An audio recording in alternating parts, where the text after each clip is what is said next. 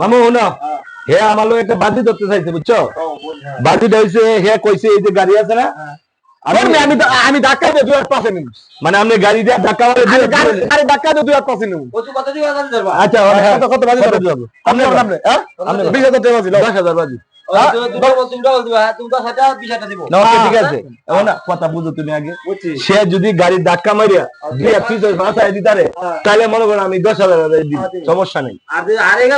আর না পারে 20,000 দিব 20,000 দিব হিসাব তুমি করছো ওকে শুরু করো আরেক এক কথার ভিতরে কথা আছে কিন্তু আমি কিন্তু ধাক্কা দিয়ে আমি 2% নেব ওকে সমস্যা নাই ধাক্কা দিয়ে 2% নেব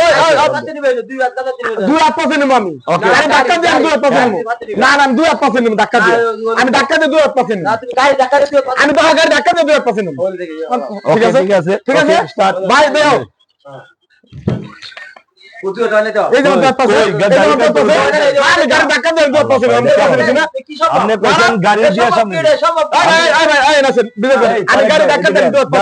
আপনি কম পারবেন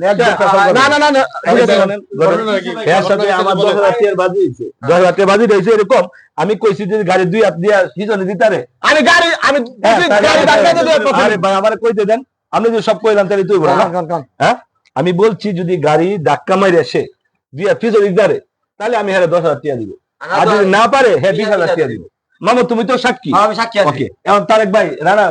আচ্ছা তোমরা কও তোমরা এই বিষয়টা করে দাও 10,000 লাগবে 10,000 দিব হ্যাঁ গাড়া করো আমি কইছি গাড়ি ধাক্কা দিয়ে 2% নিব